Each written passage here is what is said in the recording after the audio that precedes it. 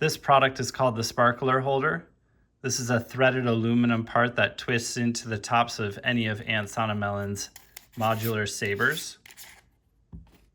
Each sparkler holder has 6 holes on the side of it that you can use to stick your sparkler wire into. Once it passes through, you can bend the wire and figure out a way to hold your sparkler in place. Once you have your sparkler mounted onto your sparkler holder, you can twist it onto the top of your modular saber.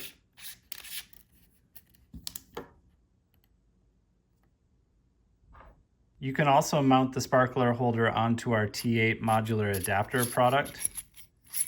The T8 modular adapter allows you to connect any Aunt Melon accessory to the ends of your T8 tubes. Here's an example of a light painting that was created using our sparkler holder attached to our modular lightsaber. This light painting was created by Stephen Knight.